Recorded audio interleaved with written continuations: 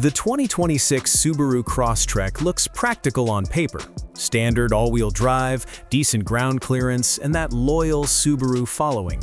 But after digging into real owner reports and long-term data, there are 5 ownership problems that keep coming up again and again. If you're cross-shopping this thing in the US market, you need to hear them before you sign. Because these aren't nitpicks, these are the kind of daily frustrations that turn "I love my Crosstrek" into "I should have bought something else." In the American subcompact SUV segment, the Crosstrek still punches above its weight for a lot of buyers. It's one of the few that gives you true symmetrical all-wheel drive standard, 8.7 inches of ground clearance on most trims, and enough room for car seats, groceries, and the occasional dirt road adventure without climbing into a bigger, thirstier vehicle. Pricing starts right around $27,000 for the base model, now equipped with the 2.5-liter 180-horsepower engine across the board. Fuel economy lands at an EPA-rated 29 mpg combined on regular gas. It's the practical choice for snowbelt families, weekend hikers, and anyone tired of front-drive crossovers that spin their tires at the first flake. Subaru's reputation for safety and resale value keeps it on shopping lists next to the Toyota Corolla Cross and Honda HR-V. But ownership isn't all capability and loyalty badges. 5 main problems. Problem number 1. The infotainment system is genuinely distracting. Higher trims get that big 11.6-inch portrait touchscreen, and almost everything, climate controls, fan speed, even X mode, is buried in menus or touch icons. Owners report lag when the car first starts, slow response to taps, and the constant need to look down instead of keeping eyes on the road. One driver told me he nearly rear-ended someone just trying to turn the heat up on a cold morning.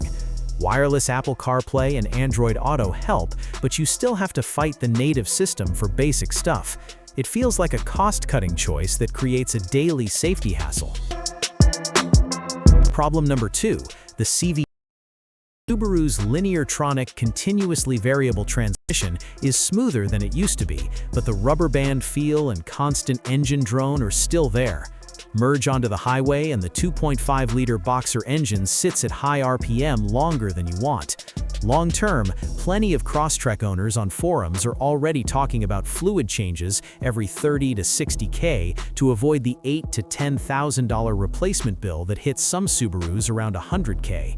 It's not failing left and right like older models, but the worry is always in the back of your mind, especially if you plan to keep the car past warranty. Problem number 3. Cabin noise.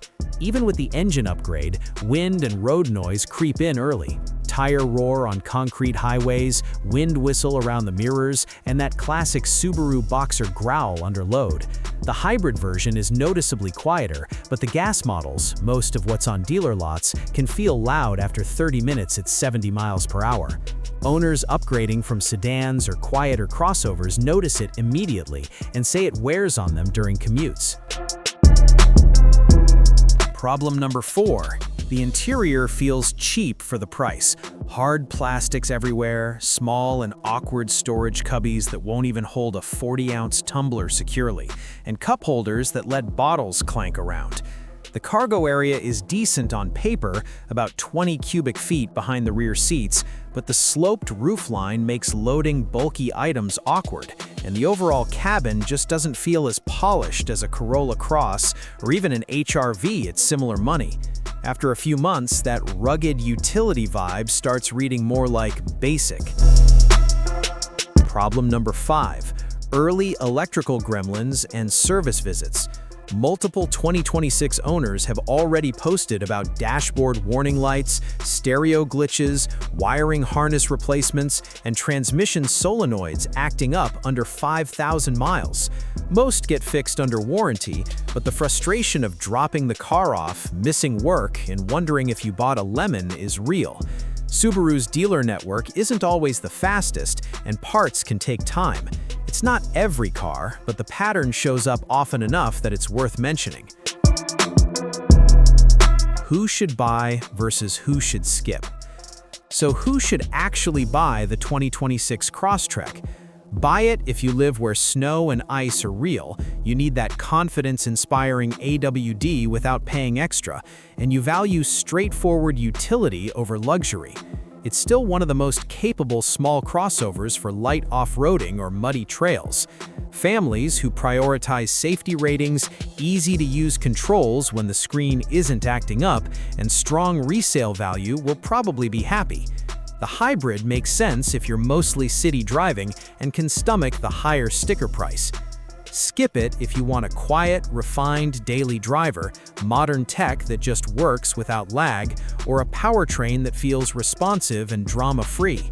If you hate touching a screen every time you want to change the temperature, or if you plan to keep the car well past 100,000 miles and don't want to think about CVT maintenance, look at the Toyota Corolla Cross hybrid instead. It's cheaper to run long-term and far less noisy. Same for anyone who commutes long distances on highways. The noise and drone will wear you down.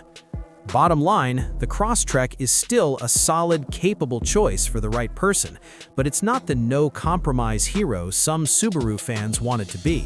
Test drive one on the highway, play with the climate controls and traffic, and be honest with yourself about what you'll actually tolerate every single day.